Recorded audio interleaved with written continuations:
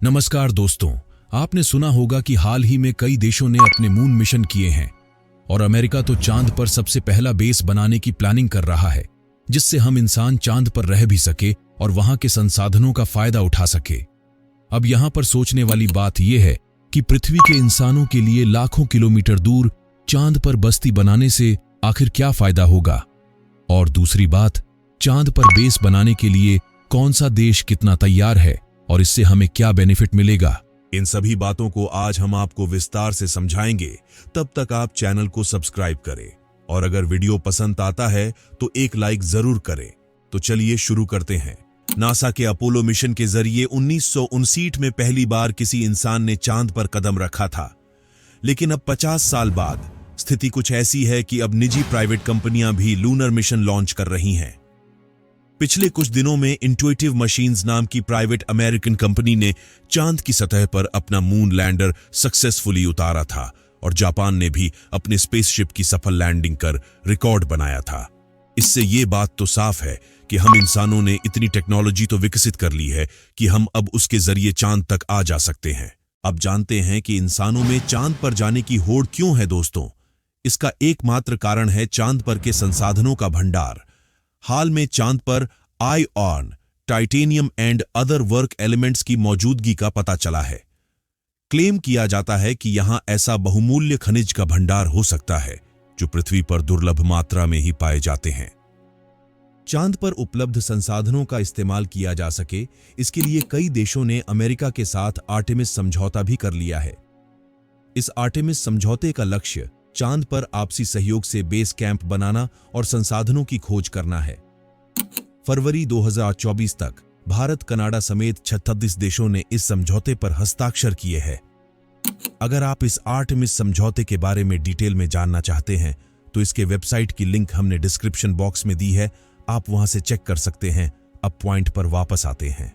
दोस्तों, पिछले दिनों एलन मस्क ने कहा था कि वह एक ऐसा प्रोजेक्ट तैयार कर रहे हैं जिससे 10 लाख लोगों को पृथ्वी से मंगल ग्रह पर ले जाया जाएगा।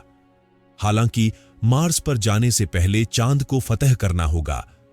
कई लोग चांद के बेस को एक तरह के प्रैक्टिस ग्राउंड के रूप में देखते हैं। अगर इंसान चांद पर बेस बनाने में कामयाब होते हैं तो इससे मंगल ग्रह के मिशन में भी तेजी आएगी। दरअसल चंद्रमा पर जाना और वहां लंबे समय तक सरवाइव करने से यह समझने में मदद मिलेगी कि इंसानी शरीर दूसरे सेलेस्टियल बॉडी के ग्रेविटेशन और एटमॉस्फेयर में कैसा रिएक्ट करता है।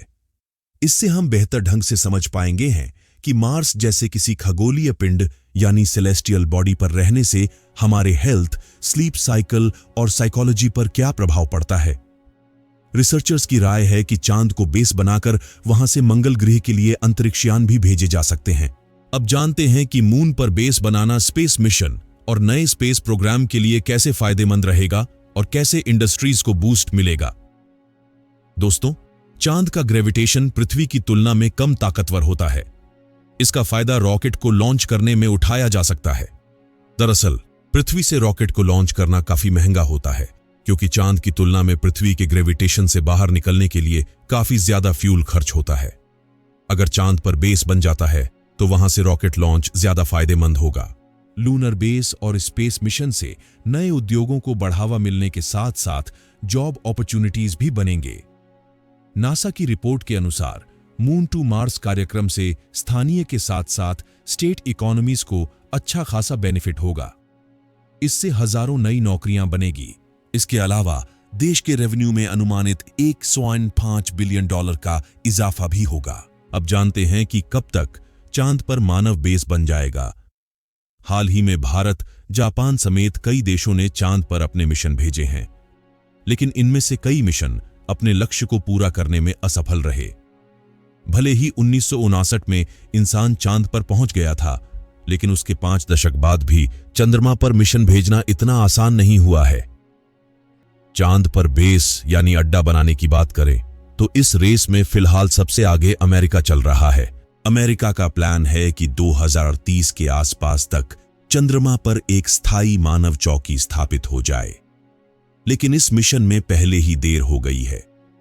अमेरिका के अलावा चीन भी अपना लूनर बेस बनाने पर काम कर रहा है। उसका लक्ष्य 2030 के दशक में चांद पर अपना अड्डा बनाना है।